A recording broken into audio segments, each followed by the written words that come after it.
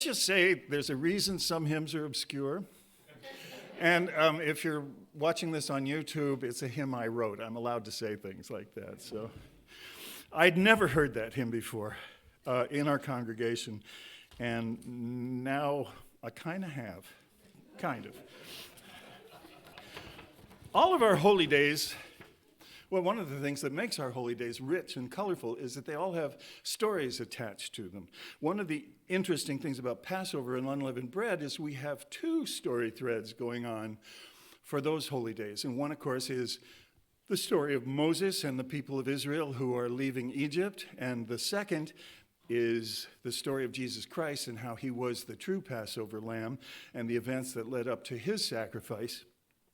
When we come together for Passover, we emphasize the second story. We emphasize Jesus Christ, which is how it should be, because Passover was always about Jesus Christ. Even in the book of Exodus, whether it's clear or not, traditionally on the night to be much observed, which we come together for a meal and to remember how God has delivered us from both physical and spiritual Egypt, we tend to tell and dwell on the first story thread, the Exodus story, which has better special effects and is, more fun for children to read and things like that. It's a rip-roaring story.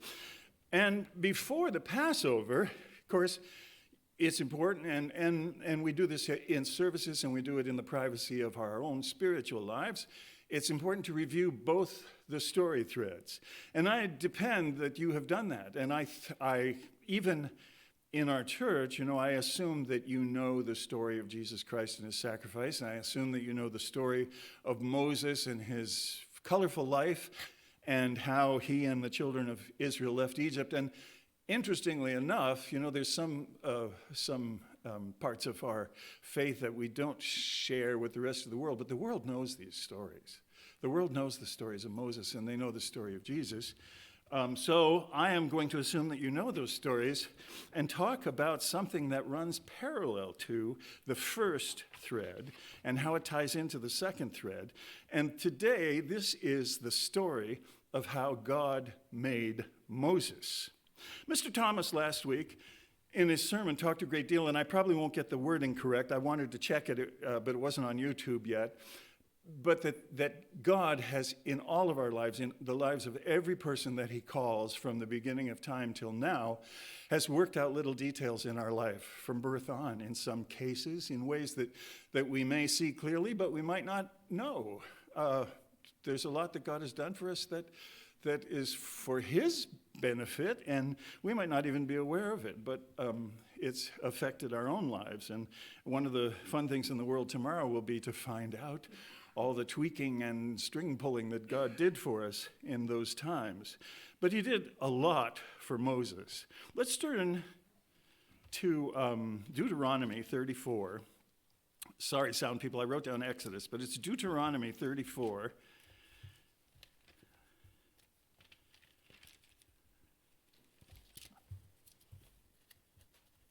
And we'll see where Moses ended up. I'm not a good page turner, I'm sorry to say, and I will have to do a lot of page turning.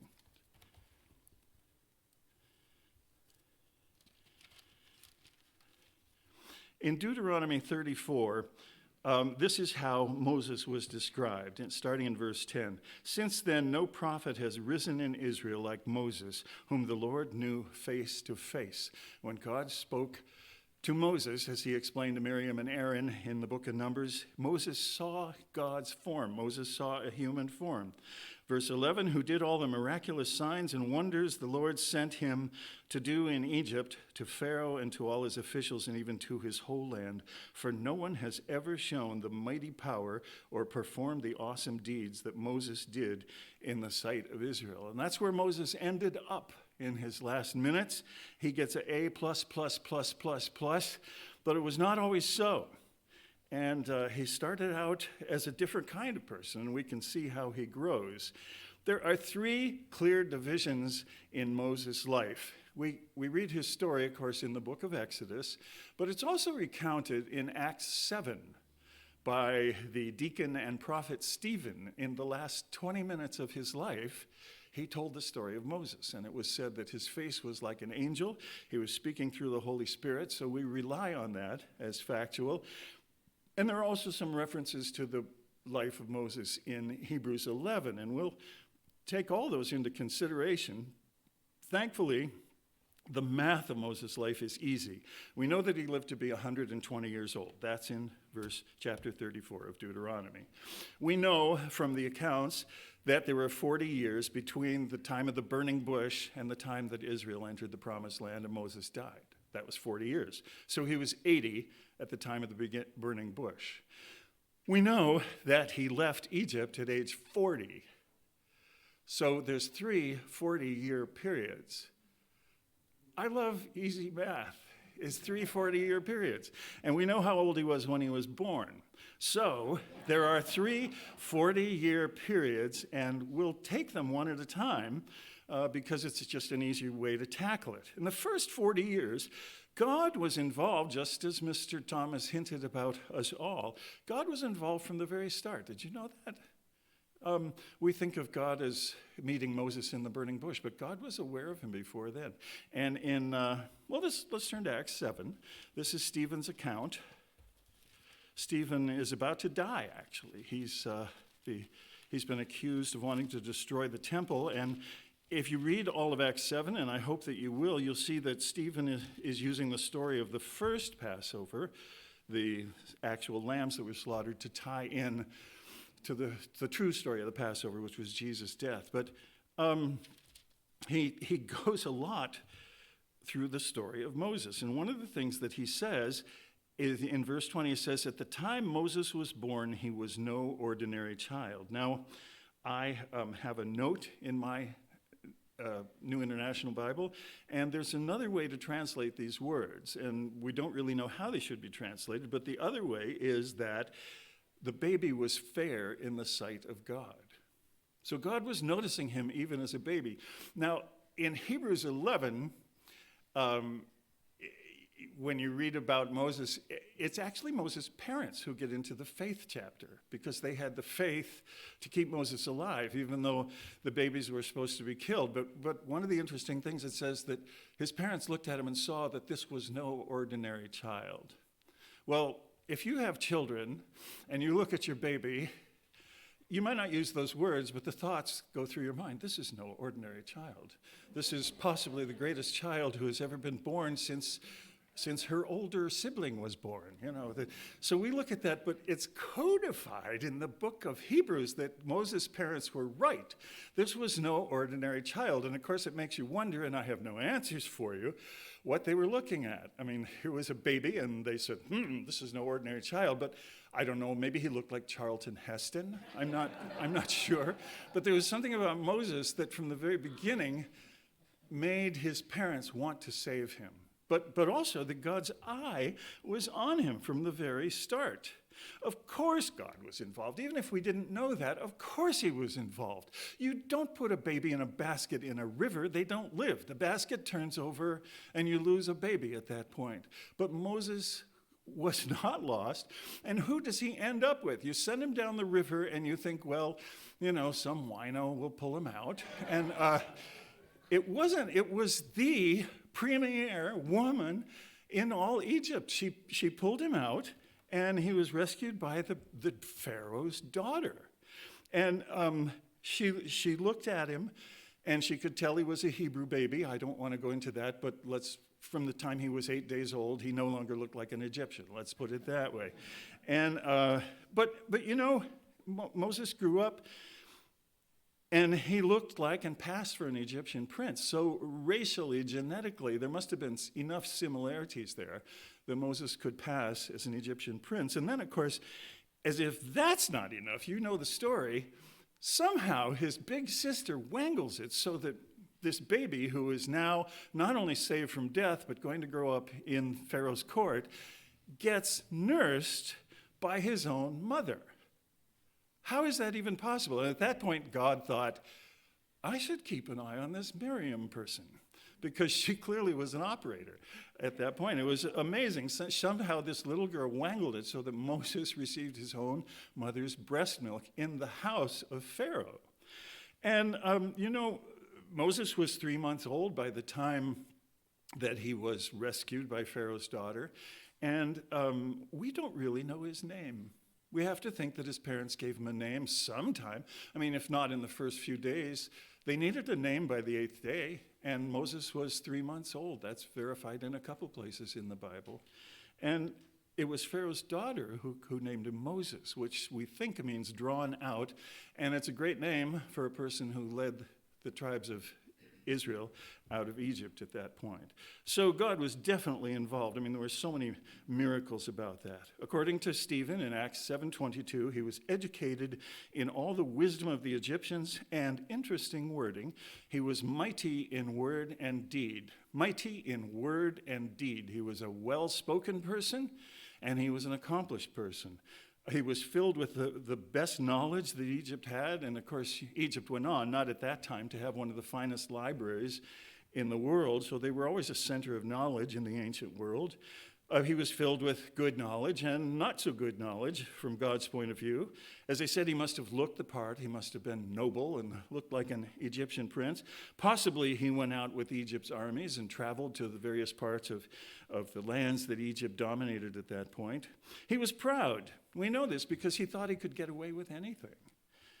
Still, he knew who he was, and you get the feeling that it nagged at him a bit because at age 40, he still knew who he was. I mean, maybe he stayed in touch with his birth parents at that point. I mean, the woman who was his nurse growing up, he wouldn't call her mother probably, but he could possibly stay in touch with them, and they could remind him that he may be enjoying the best privileges that Egypt could offer, but that he was not one of them.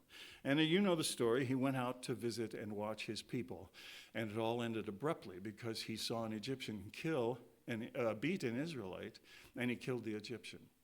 And he thought, I'm guessing that he thought he could just get away with this. I am a prince of Egypt, and I can do this.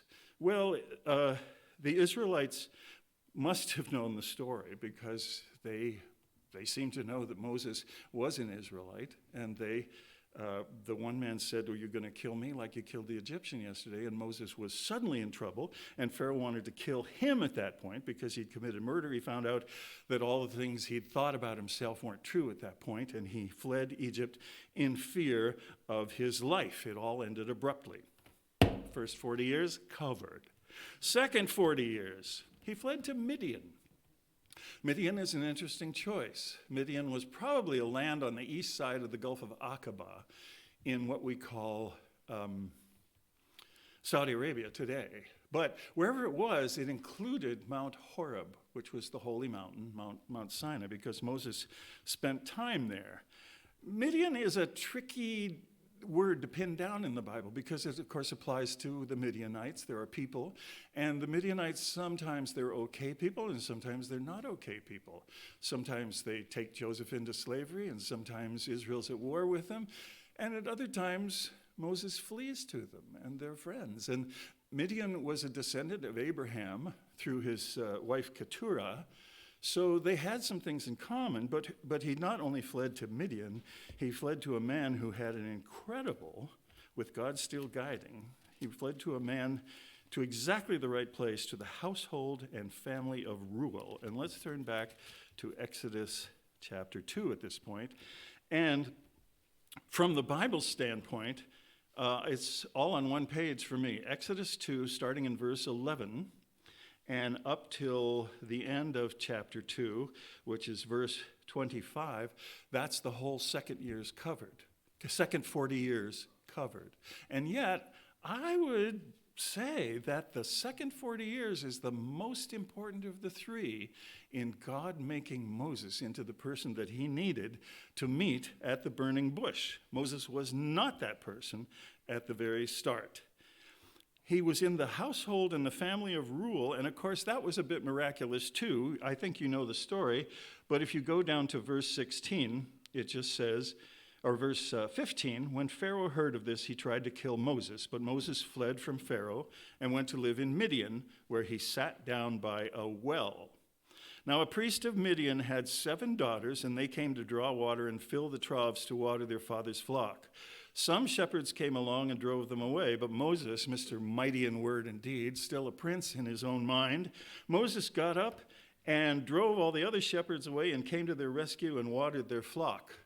And then, for all we know, he sat down by the well again, and the girls went home and returned to Reuel, their father, and he asked them, "Why have you returned so early today?" In other words, he was used to them having trouble. And they said, "Well, an Egyptian," so they didn't recognize him. He was dressed as an Egyptian. They didn't recognize him as an Israelite. "An Egyptian rescued us from the shepherds. He even drew water for us and watered the flock." And Reuel said, "And where is he? Why did you leave him? Invite him to have something to eat." So they went back and got Moses. Moses agreed to stay with the man, one of the best decisions that he ever made. And soon, this is all the Reader's Digest version of Moses' life at this point, he gave his daughter Zipporah to Moses in marriage. So Moses, early on in that 40-year period, married into the family. Zipporah gave birth to a son, and Moses named him Gershom, saying, "I have become an alien in a foreign land." And this was key to how Moses felt at that point. He was an outcast. He was an alien. He did not belong. Well, he tended his father-in-law's sheep for the next 40 years. And as I said, this was one of the most critical times in Moses' personal growth as a child of God. God was making a leader, and the biggest changes happened then. By the time of the burning bush, which was 40 years later, God was appearing to Moses and relating to him as a friend. He appeared to Moses face to face in person. Now, not necessarily as a human figure in the burning bush itself, but he had 40 years to make Moses into the person who would deliver Israel and be a true leader and have a close relationship with God. They related as friends. Now, Moses was a friend who drove God crazy at some times. Probably crazy isn't the best word to use to describe God, but let's say to distraction, because it was distracting. From this time to the very end of his life, even though he was devoted to God and he was the strong, humble leader that God was looking for, he still was always doing things that made God angry or made God rethink of this. And yet, we know what his mindset was at the beginning of the 40 years, and we also happen to know what it was at the end of the 40 years. So you can do subtraction and figure the difference. Let's turn to Hebrews 11 and verse 24. Hebrews 11 and verse 24, this describes Moses at the end of the 40 years. By faith, Moses, when he had grown up, refused to be known as son of Pharaoh's daughter. He chose to be mistreated along with the people of God rather than to enjoy the pleasures of sin for a short time. He regarded disgrace for the sake of Christ as of greater value than the treasures of Egypt because he was looking ahead to his reward. By faith, he left Egypt, not fearing the king's anger. And this is talking about leaving Egypt with the nation of Israel. He persevered because he saw him who is invisible. By faith, he kept the Passover and the sprinkling of blood so that the destroyer of the firstborn would not touch the firstborn of Israel. The key to this whole change seems to have been Reuel, who was also known as Jethro. Same names for one person. And it's thought that Reuel has its own meaning. It's thought that Reuel is the name and Jethro is like saying your excellency. But he's known from Jethro from that point on. There aren't a lot of references to him, and yet at a time when Israel is very far from God and Moses has nothing to do with God's way of life, he was educated in Egypt, except for possibly what his parents might have taught him along the way. It seems that Reuel, Jethro, was the one who was preserving God's truth and God's way of life at this point. He was a priest of Midian. He kept God's ways alive. There's an interesting religion called the Druze religion, D-R-U-Z-E or S-E, and it exists today. It exists in the Middle East. They are an Abrahamic religion. They consider themselves descended from Abraham. They have ties to Islam, but they definitely, strongly do not consider themselves Islamic in any way, shape, or form. They're not Jewish, but they what's the right word? Live side by side with the Jews. They're willing to cooperate with them. And it's an odd group in that they still exist today, but you can't join them. Even if you want to, you can't be a Druze. Won't that depress you for the rest of the day? But you have to be descended from one of the people in the 11th century who were Druzes. So you're born into Druzehood. But one of the interesting things about Druzes is they consider Jethro to be their main prophet. They consider him a very wise and spiritual man and devoted to the ways of God. They make visits to what they say is his tomb. Who knows if it is, but they've been calling it his tomb for a long time at this point. And so this is a man who is respected in various parts of the world. By the way, the Druzes also consider Moses, Jesus, they consider them prophets too. They acknowledge all that. They have some awakening that they'll have to do, but it's just interesting how much they revere and respect this man named Jethro, whom you probably don't give much thought to. Look at life from Moses' point of view when he first starts out in Jethro's household. He was a failure. He was a has-been. He was mighty in word and deed. He did marry, but he considered himself a stranger. And yet he was beginning to change. Possibly in the evenings when the sheep were wherever they put sheep, he learned from Jethro, or he learned from talking around the fires, or learned from Jethro's people, learned from the Midianites. It's possible that he learned the creation story and the lives of the patriarchs from Jethro, that Jethro kept those traditions alive. Who knows? Moses didn't get them from Egypt, and yet Moses had them. We know that Moses wrote most of the first 5 books of the Bible.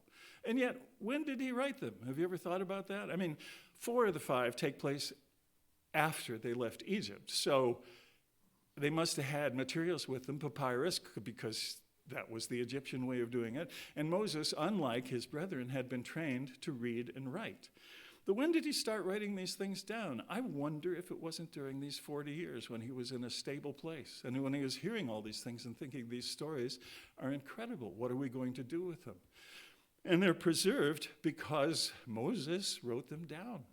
All the things about the creation of the earth that we have, the beautiful poetry of Genesis 1, the stories of the patriarchs, right up through Joseph. And the story of Joseph, of course, was probably quite alive, even though it had been more than 400 years since Joseph had come to Egypt. He figured they still had his bones, they still had his sarcophagus. So the Jews in Egypt, and including Moses, probably knew quite a bit of the story of Joseph, but did they know the rest? Where did it come from? Where did Moses learn this? Well, of course, God spoke face to face with Moses, and it could have come straight from the mouth of God. But it also could have come from Jethro, who was a huge, huge influence on his life. This is also where he learned humility. We learn when Miriam and Aaron revolt against Moses, we learn that he was the most humble man on earth. And apparently 40 years with the sheep did that for him. Because when he spoke to God again, he was a man who had trouble speaking. That isn't questioned. He also grew in faith. So he came to the burning bush at that point. The angel of the Lord appeared to him, which is an interesting expression. Stephen calls it an angel at that point, even though we know it's God himself speaking to him.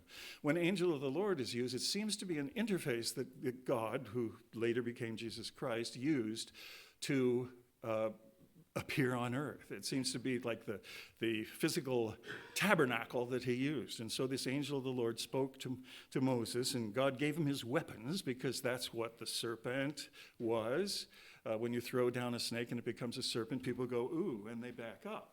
When you pull your arm out and you have leprosy, people go, I should be wearing a mask, and they back up at that point. So these were things to give Moses not just power and miracles, but to give him some weapons. God gave him weapons, and Moses had the faith to use them at that point. Now, as I said, Moses could be a bit of a pain in the neck to God. He made God angry with his hesitancies and his lack of faith and his lack of action. And as a shepherd, he had developed some inertia in his life at this point. And there's an interesting story. God has already told him to go to Egypt and make and lead his people out of Egypt. He's already told him what he's going to do to Pharaoh. He's already said Pharaoh won't listen to you. And he's also already said that he is going to kill Pharaoh's firstborn son. He knows that that is absolutely going to happen. We see that down in Exodus 4 and let's start in verse 22. Exodus 4 and verse 22, God speaking to Moses said, "Then say to Pharaoh, this is what God says, this is what the Lord says, Israel is my firstborn son, and I told you, let my son go, so that he may worship me. But you refuse to let him go, so I will kill your firstborn son." Right after that, an interesting story takes place. At a lodging place on the way, the Lord met him. It might say Moses in your Bible, but it says him in Hebrew, and was about to kill him. But Zipporah took a flint knife, cut off her son's foreskin, and touched Moses' feet with it. "Surely you are a bridegroom of blood to me," she said, so the Lord let him alone. At that time, she said, "bridegroom of blood," referring to circumcision. And then after that, starting in verse 27, it's as though it didn't happen. God's just cool about the whole thing. What did happen there? Well, God had just spoken about taking the firstborn of Egypt. Moses was going to lead Israel out, but Moses was leaving some things undone that God had told him to do, that in the Abrahamic tradition were important to do if you were going to be not an Egyptian, but if you're going to be an Israelite. And his son was supposed to be circumcised. Now you get the idea that Zipporah was the one who was against it. You also get the idea from this short story that the love story of Zipporah and Moses was not one of the great romances of the Bible. You get the feeling that they had a functional marriage. And, the other thing, too, is that people think this story is about a baby being circumcised. But this was 40 years after Moses had married this woman, which makes the story even weirder, and I'm not going to go into the details of it. But Moses had left something undone, and God was going to take his firstborn. But Moses took care of it. He was learning how to take care of things and how to be a friend of God.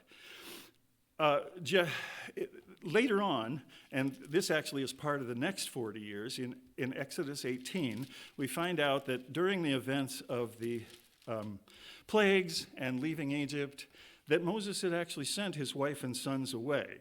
In Exodus chapter 18, "Now Jethro, the priest of Midian and father-in-law of Moses, heard of everything God had done for Moses and for his people Israel, and how the Lord had brought Israel out of Egypt." And again, I'm assuming you know that story.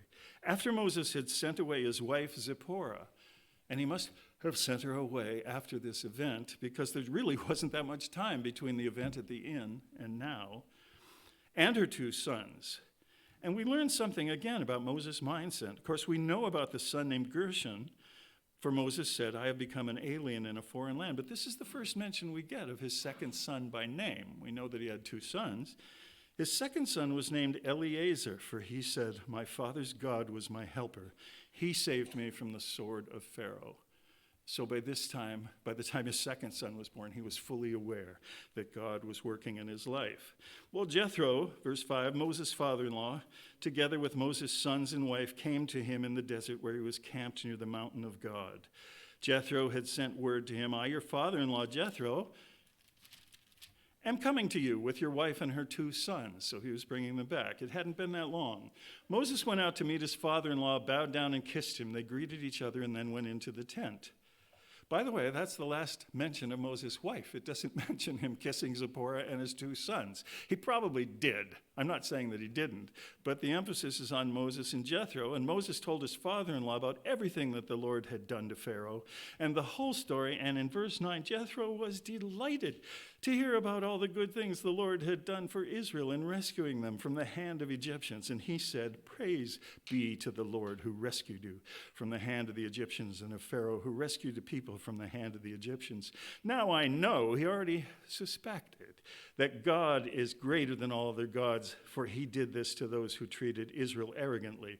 Then Jethro, Moses' father-in-law, brought a burnt offering and other sacrifices to God, and Aaron came with all the elders of Israel to eat bread with Moses' father-in-law in the presence of God.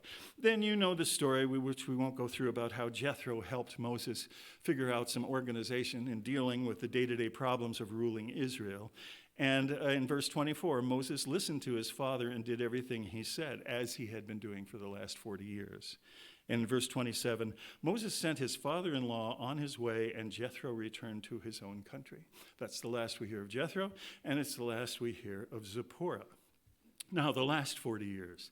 In the last 40 years, Moses grew to understand God even more. God enjoyed Moses. Moses enjoyed God.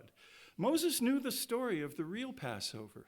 Sometime in those 40 years, he learned that this amazing Yahweh God was going to become a human being and was going to die. And the reason we know that is because when God wanted to give Jesus a gift before his own death and strengthen him, he let him meet with Moses and Elijah. And I don't know what the mechanics were. There's all different thoughts on how what we call the transfiguration on the holy mountain took place, where Jesus took Peter, James, and John and spoke with Elijah and Moses and heard the voice of God the Father at that point. But somehow, regardless of how it happened, Moses, whether he was resurrected or a spirit being or on a Zoom call from his earlier life, who knows at that point, somehow Moses knew, because it says that's what they talked about. And Moses and Elijah encouraged Jesus and said, you got to go through with this. You know, we've been through a lot. You've helped us. This is for you. And Jesus was greatly encouraged by it, it says. And of course, Peter had no idea what was going on, but Moses and Elijah knew what they were there for. And Moses had to have learned that sometime in these 40 years. And at this point, of course, the two stories of the Passover are intertwining. Moses and God's friendship grew. In Numbers 12, it's mentioned that Moses took a Cushite wife. Now, this is in the context of Miriam and Aaron saying, who is this Moses? Who does he think he is? We disagree with him. Why don't people listen to us? The reason that they used was that Moses had taken a Cushite wife. Now, this was probably 60 or so years after he had married Zipporah, so Zipporah had probably died at this point. People wondered what happened, but, they'd been married a long time. Moses decided to marry a Cushite. What was a Cushite doing in Moses' world at that point? How did she come into his vision? And it's possible that, Moses went on military exploits as a prince, and it's possible that he had known this woman for a long time.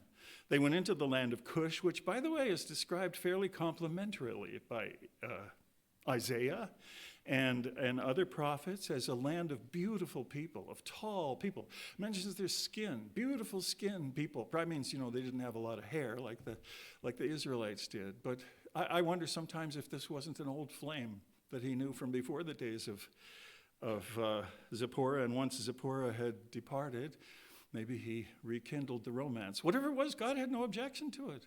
God doesn't mention the Cushite woman at all. He just says how great Moses is and how humble Moses is. And I speak to Moses face to face. So that was an interesting sidelight. Do you know, sometime in the last 40 years, of course, he actually helped God in a number of ways. As I said, he knew that the great being would become a man, that he would be killed as the true Passover lamb. Do you know that the name Jesus was invented by Moses? It was. You think, well, Jesus, the Hebrew is Yeshua or Yehoshua, and it means God saves. And that's absolutely true. And you think he was named after Joshua, and that also is true. But Joshua wasn't named Joshua. Joshua, when he was born, you can read about it in Numbers 13, was named Hosea, which means saved. And Moses, as God made the man Moses made Joshua. You could say that he created him. He took a young man with a lot of potential. And one of the first things he did was he renamed him. He said, no, I'm going to take the name that God gave me, Yahweh, and I'm going to combine it with your name, Yahweh, Hosea, Yehoshua. And this isn't speculation. This is something that we know that Moses did. Moses made up that name. Before Peter Pan, no girls were named Wendy. Everybody you know named Wendy is named after the Wendy in Peter Pan. Everybody you know named Joshua is named after Moses making up the name. And when it came time for God to come up with a name for his son, he thought, well, that's not bad. You know, God saves, delivers. That's a good thing. So he took Moses' creation and gave it to Jesus at that point. Moses managed to work in the last years the knowledge for his people in combining the two Passover stories, that in Deuteronomy 18:15, that God would be sending a prophet like me from your own people. And this was a person whom Moses knew. And in the days when Jesus lived, and even today, that prophecy is very much alive. Moses made sure that it happened. Moses broke his friendship with God at the waters of Meribah. We know about that, but still at his death, God treated him with great tenderness. And my time is up, so I really can't go. I could talk to you about this for another hour. How many want to go? I didn't think so. Okay. So let's just say that let's turn to Deuteronomy 34. And we see that God took him to the top of the mountain. They'd already worked out that he was not going into the promised land, but God took him so he could view the promised land, so he could see all that he had worked for in his life. The Lord said to him, "This is the land I promised on oath to Abraham, Isaac, and Jacob when I said, I will give it to your descendants. I have let you see it with your eyes, but you will not cross over into it." Then Moses, the servant of the Lord, died there in Moab, as the Lord had said. You wondered who wrote these words and who observed these words. Possibly Joshua was with him, or God did speak face to face with Joshua also and maybe gave him that story. Moses is not done growing. We don't know what his role is in the kingdom, but he will have one. We know it probably will have to do with education. In the kingdom, Moses will go into the promised land and see what all the fuss was about. He'll get to see it. One of the great things that I look forward to is seeing the Jews and the Muslims and even the Christians and everybody else find out that Moses had been a Christian all along. You know, can you imagine being Jewish and finding out that Moses was a Christian, that he believed in that? Well, through Moses, the two stories of Passover become one, and they are one also with our own personal story. God made Moses the leader, but he's also making you, every one of you, which is central not just to Passover, but also to unleavened bread, which is about the new man and growing to be the new being that God is making, just as he made a new being out of Moses. As you read the story of Exodus, and you should, I hope you find the time to do it, because there's much more than even we covered today. I hope the things that we have considered today will make it an even richer and more rewarding experience, a gift from God to you.